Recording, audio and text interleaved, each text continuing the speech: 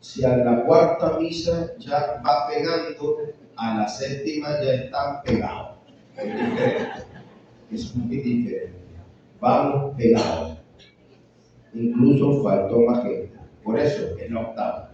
A la séptima ya van pegados, imagínate la octava. En este sentido. En el camino de la preparación, me alegra mucho que nos esté costando a todos, porque la palabra que toca del decálogo hoy es la octava palabra, que es perseverancia. La octava palabra del decálogo de la esperanza del Padre Wiesenbach es la perseverancia.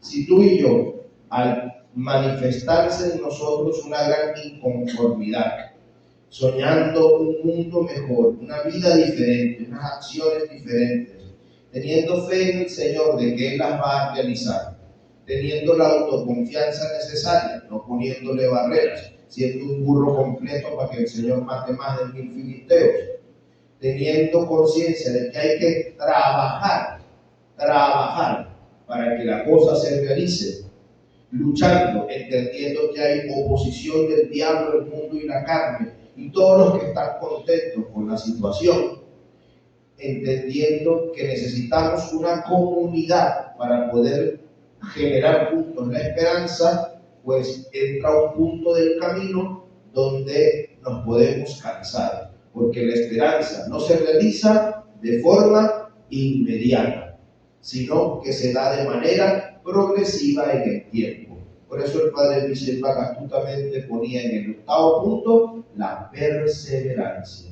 Es necesario perseverar. Y de hecho, uno de los 12 frutos del Espíritu Santo es la longanimidad, que se entiende como la perseverancia. ¿Y por qué es necesario perseverar? Porque el que se cansa pierde, literalmente hablando. A veces las cosas que esperamos están un poquito más allá del punto donde tú y yo nos cansamos. Por eso el Señor nos invita a la paciencia perseverante. El Papa Francisco, en su carta La alegría del Evangelio, habló de la necesidad de sacar de la iglesia la impaciencia funcionalista, que a veces tú y yo queremos que las cosas sean rápidas, sí, que la gente se convierta, que la gente dé, que la gente haga esto, sí, que pero Dios no obra de esa manera. Dios es paciente. Él que diseñó las maneras botánicas, las maticas y todo esto, sabe que la paciencia todo lo alcanza. Como decía Santa Teresa de Ávila, un grano, una semilla puede convertirse en un gran árbol, y las raíces del árbol son capaces de destruir el pavimento, de levantar la carretera, el cemento y la acera. Imagínate la fuerza de una pequeña semilla para llegar a hacer obras grandísimas, pero para eso tarda mucho tiempo. Lo hace de manera lenta y progresiva. Y de hecho, todo en la vida que sea rápido termina siendo dañino o no resistiendo. En cambio, los cambios que se dan de forma progresiva y lenta son los que mayor efectividad tienen. Por eso se nos invita a la perseverancia. Como el decálogo son 10 palabras y las misas aguinaldo son 9, me toca hablar en esta de 2 palabras. Por eso hoy también meditaremos en la novena palabra, que es la alegría.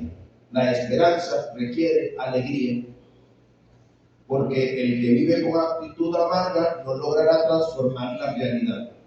Porque claro, la perseverancia cansa, y el cansancio nos puede quitar la alegría. Qué bueno que hoy no estén directamente los instrumentistas, porque hace que el canto se sienta diferente. Porque es que la alegría del canto litúrgico no la tiene que dar el instrumento, sino la asamblea que canta. ¿Han visto los borrachos cantando a capela? La alegría no la da netamente el instrumento quien lo ejecuta, sino la comunidad que está consciente de Padre, pero es que estamos callados. Padre, pero es que ya va.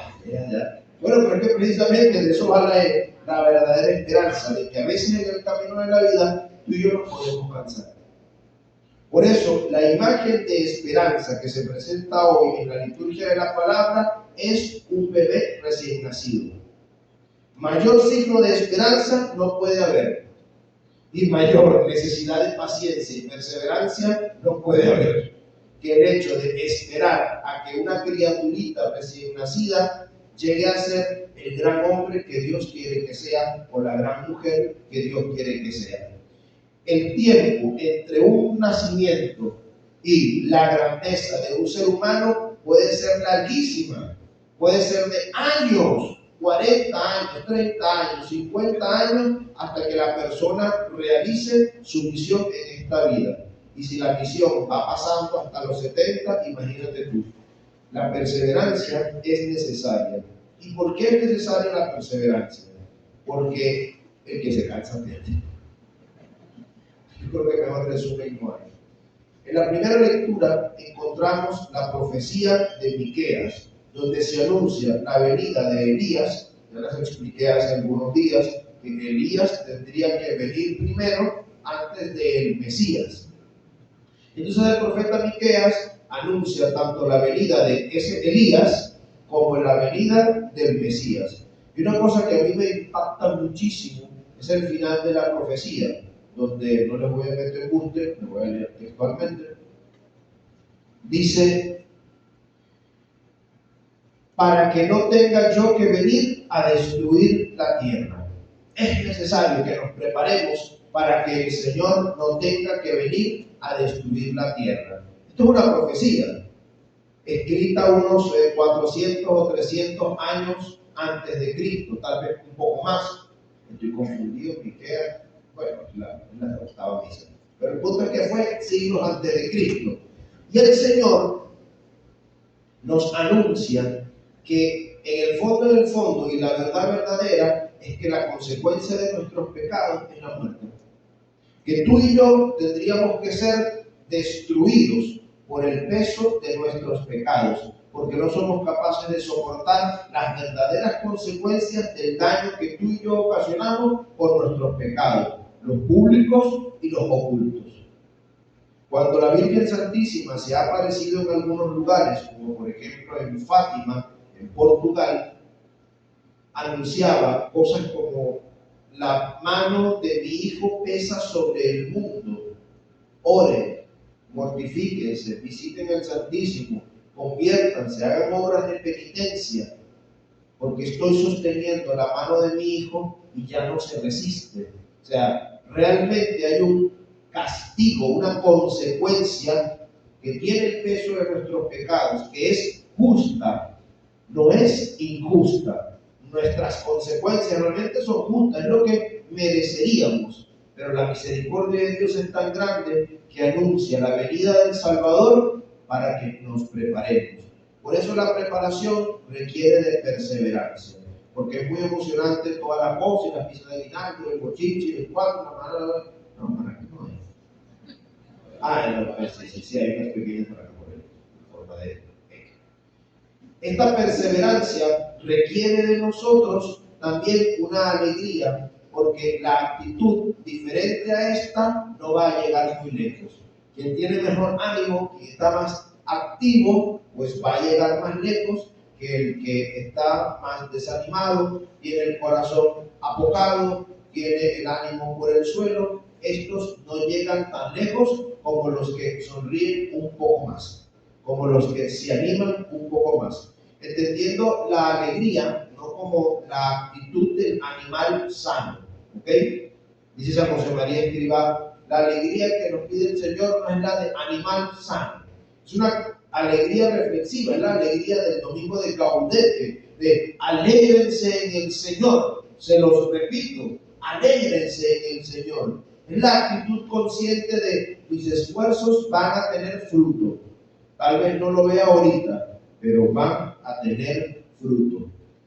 Si el cultivador y el conuquero se desesperaran porque la planta no da fruto al momento, terminarían sin nada, porque en un arrebato de impaciencia podemos destruir lo poco que llevamos al no esperar que la cosa dé fruto. Y esto aplica para absolutamente todo en la vida. Porque si venimos el Adviento clamando al Señor que venga y esperamos un mundo mejor, pues la hipótesis es que el 25 de diciembre ya tenemos que ser los santos y todo tiene que estar hecho y ya la cosa tiene que estar lista porque yo me preparé. Pero va a pasar el 25 de diciembre, nace el niño Jesús y la vida no está tan diferente como tú y yo esperáramos. Porque es que la liturgia no va a hacer por nosotros el trabajo, nos va a orientar el corazón para que tú y yo entendamos cómo hacer las cosas, para que tú y yo entendamos cuál es el camino. Y la perseverancia es el camino. Al final, dice el Señor que quien persevere se salvará. O sea, el que se salva no es el más alto, es el que persevera. Y esto es tremendo, porque en el camino de la fe, las personas más santas al final de su vida se pueden ver muy tentadas. Se pueden ver muy tentadas, porque al diablo no le conviene que el santo llegue, sino que busca hacerlo perder de alguna manera. En este sentido, hay una historia que a mí me impacta mucho de una jovencita llamada Alexa, que está en proceso de beatificación. Murió de 12 años de uno de estos cánceres que son súper agresivos. La niña tenía mucha cercanía con su ángel de la guarda, cuyo nombre era Hugo. Hugo se llamaba el ángel de la guarda de Alexa. Entonces, en los últimos días, la niña le decía a la mamá una cosa así como, está aquí, es muy feo, no sé qué, tal cosa, y la mamá le decía, pero ¿quién no? El bicho malo, no sé, un término español para referirse al diablo, no sé, como decíamos aquí, el patapeludo, no sé, la niña le decía, está aquí, él le decía, no, él no está aquí porque Dios te cuida, no, pero es que Hugo te protege, y la niña decía, no, es que cuando él está, Hugo no puede estar. Porque claro, el diablo, el propio bicho, es un ángel de categoría superior a los ángeles de la guarda. Y todo esto para decir que tú y yo no somos tentados por el diablo. ¿Ok? Imagina tú la estructura de los ángeles y los demonios como una estructura militar. Tú y yo seguramente somos tentados por un cabo, por un sargento. El que tiene más camino por ahí, el que esté coordinando un ministerio, una cosa, es tentado por un sargento, un bicho de esos de los que están ahí. En cambio, los santos son tan santos que le mandan un teniente coronel, un general de esos de alto rango para poder tentar. O sea, la desesperación del demonio al final de la vida de esta niña era tal que vino él mismo. O sea, el mismo que vino a buscar a Jesús en el desierto. O tal vez no era propiamente el mismo, pero sí un coronel. O sea, el punto de esto es que la perseverancia es tan importante en la vida de fe que al final se salva quien persevera, no quien sea más alto. Sea que a nosotros nos manden unos soldaduchos de esos chivos o un sargentico patentado, o sea que tengamos un grado de santidad, que nos manden un general, sea cual sea el caso, al final tú y yo por no perseverar podríamos perder el cielo. Y es que tú y yo lo sabemos. La gente de mayor edad que ha vivido más cosas en la vida tiene ejemplos tremendos de esto, donde dice, si tan solo yo hubiera seguido con tal cosa. ¿Cuántos de ustedes no, bueno, por aquí no se mueve, pero cuántos de ustedes no dicen en ocasiones, si en la época buena yo hubiese ahorrado, no hombre, ahorita tendría tal cosa?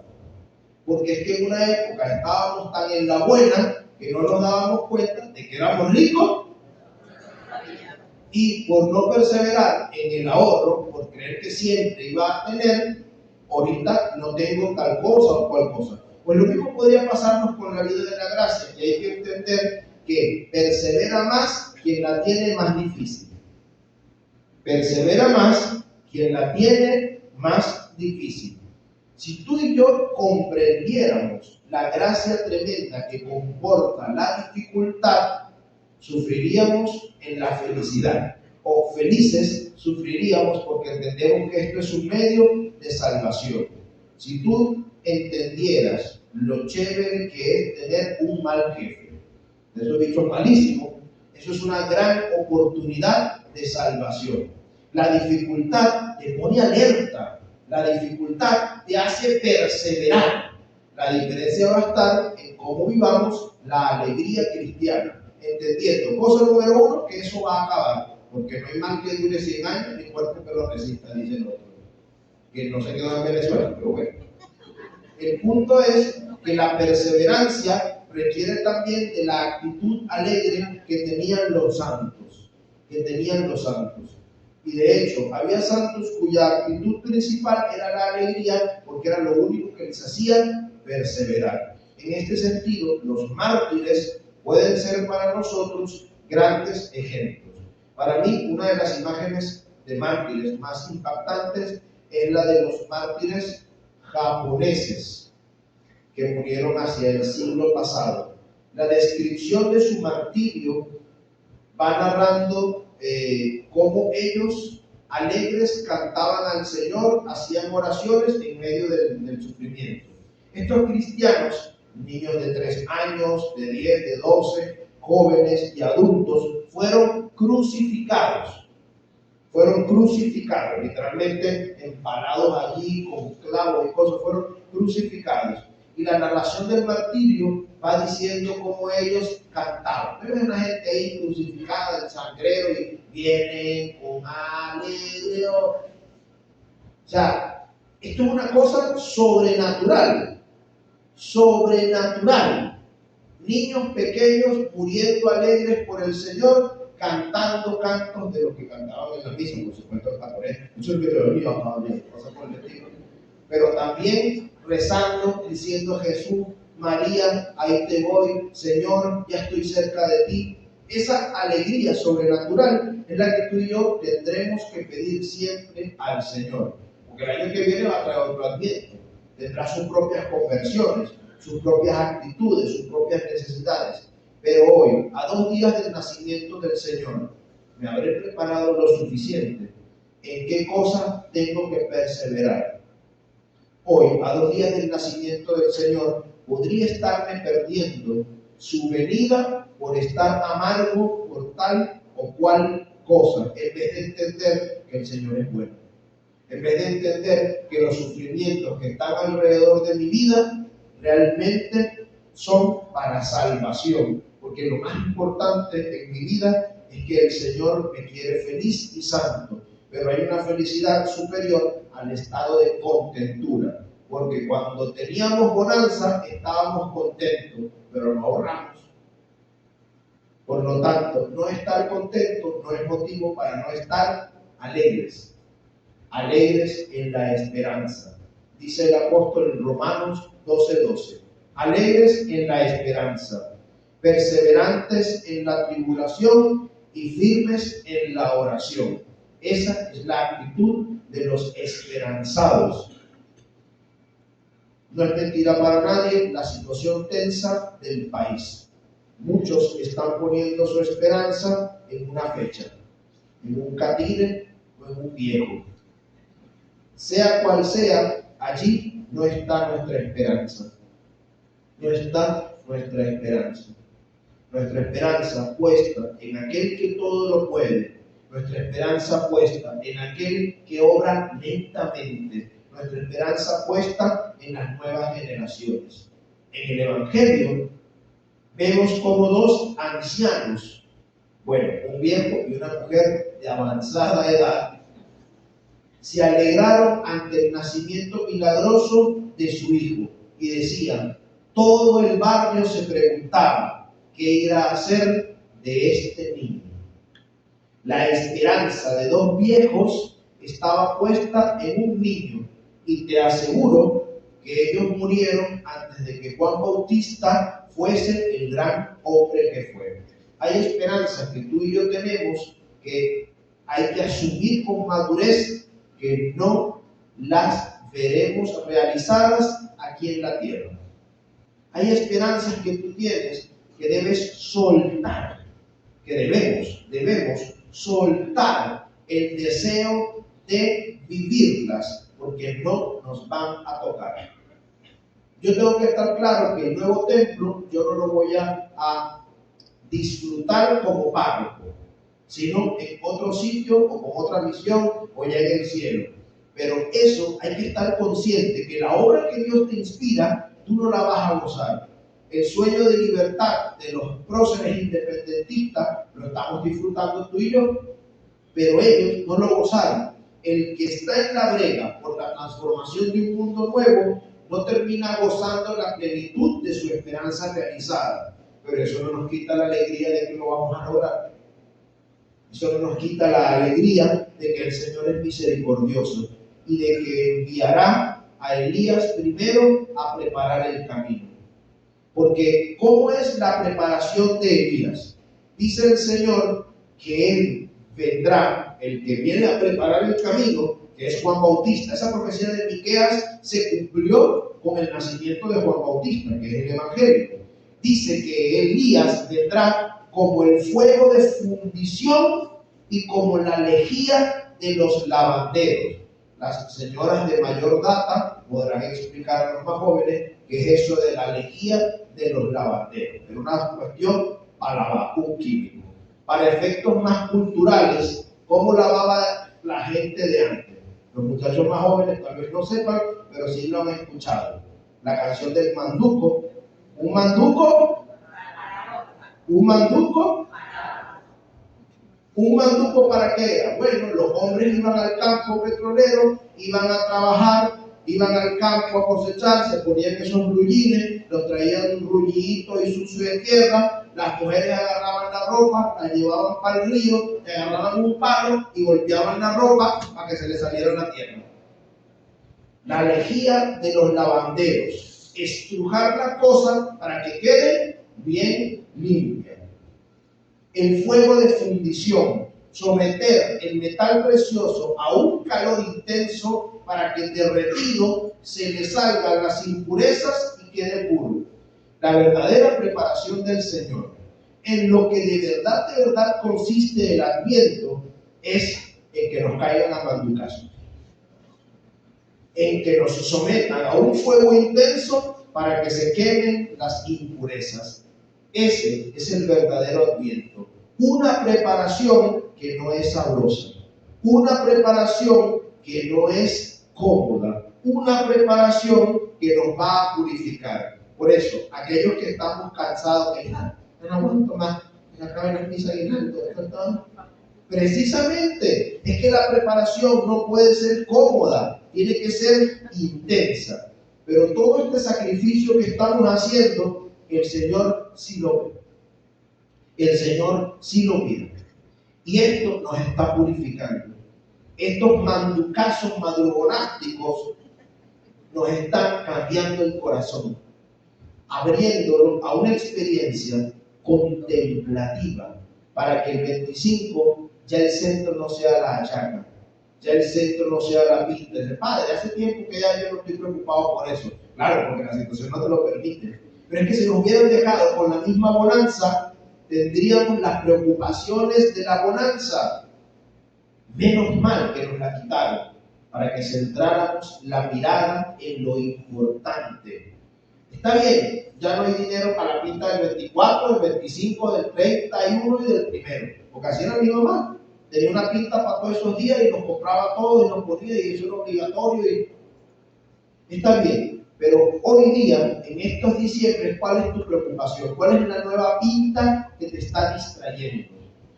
Llegaremos a la verdadera felicidad cuando el 25 el centro sea el niño que ha nacido. El centro sea la palabra de Dios que se quiere encarnar en mi vida. Cuando el centro sea Jesucristo nuestro Señor y no una esperanza política. Esa es la verdadera preparación del Adviento. Y qué bueno que recibamos estos manducazos para que nos centremos. Que esta Eucaristía y la fuerza del poder de Elías nos ayude a prepararnos para que el corazón se oriente a lo que verdaderamente conviene.